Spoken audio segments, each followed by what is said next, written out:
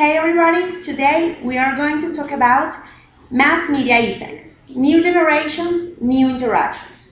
Mass media such as TV, Facebook, MySpace, Twitter, video games, and some other ways of mass media are very common nowadays.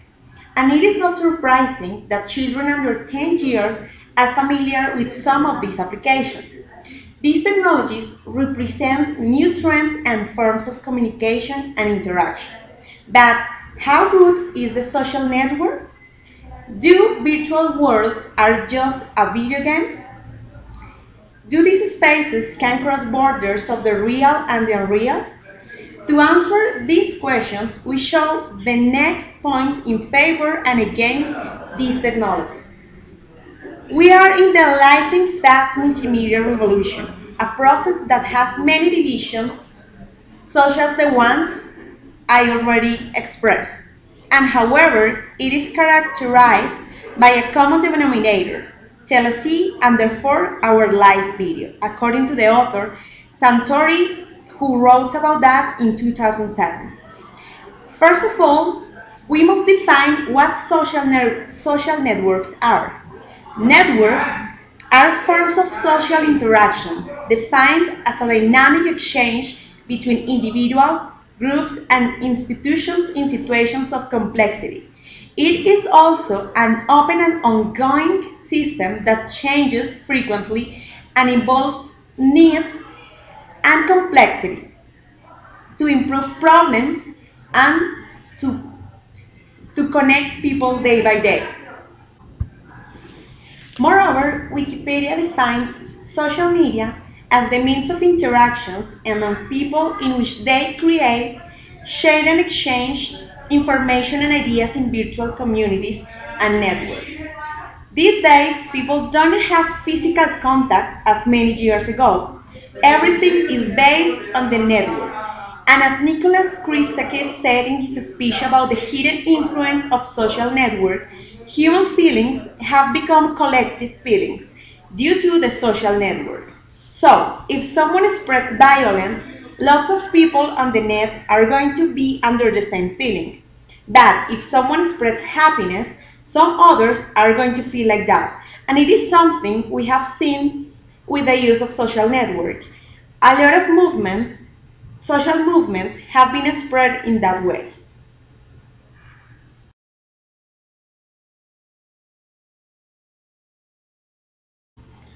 So, on the other hand, I would like to point out what is the role of technology and social media on children since they are growing up with it. What I mean by that is that parents are not aware about their children's process and learning process.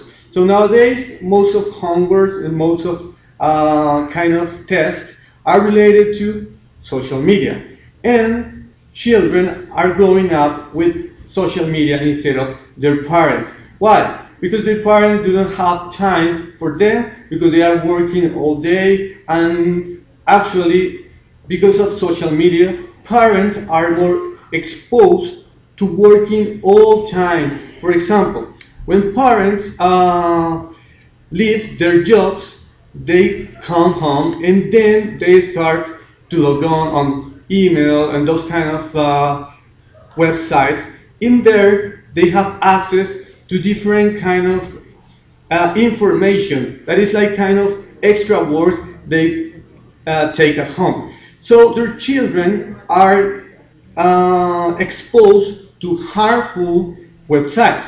So, as a matter of fact, their children can get access to different and harmful websites, and they are exposed to be like kind of affected by some predators.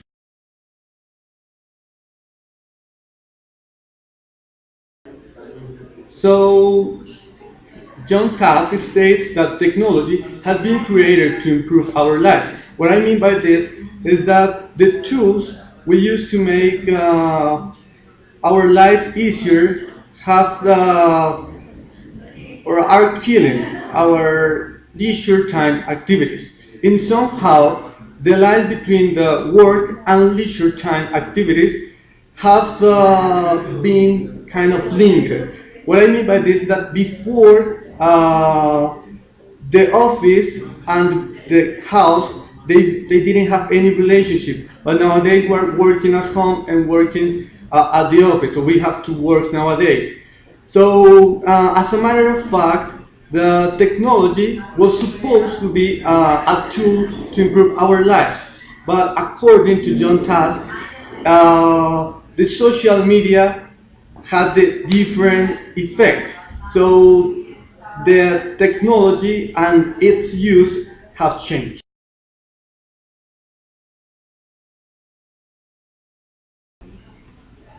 Okay, well, finally we got the television as another way of communication. So I want to talk about the negative effects of the television in children. But first of all, I want to mark that it's not my intention to stigmatize the television, but I consider relevant. Be aware that nowadays kids are spending many hours in front of the TV before they have acquired reading and writing skills. So what is going on with this situation? So this is impoverishing the cognitive part, and kids are not able to understand concepts or abstract things. Well, besides, another important thing is that we are losing the reading habit. Kids nowadays they don't like reading. According to Sartori, knowledge based in images is not knowledge at all. So we know that TV is a part of the progress and show us information from different parts of the world and even in real time. But with the TV, kids they don't have the opportunity to interact. They don't have the opportunity to socialize. So we must understand that they need different ways of learning to get a successful learning process. So it's important to promote the critical thinking.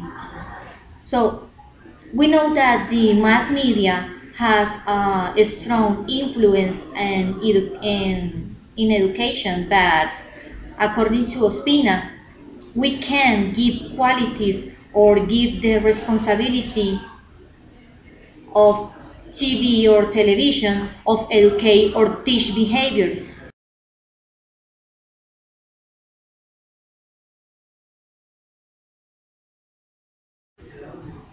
Well, as a conclusion, so this is a warning for parents and teachers that are involved in educational process that TV is becoming in the main factor of socialization from childhood, and this shouldn't be. So we can put aside the socialization with others because this is the most important activity in the learning process. Well, so it's better teaching process, excuse me, it's better teaching procedures, ways of thinking that promote the critical thinking that give answers that they can copy. Okay, thank you so much.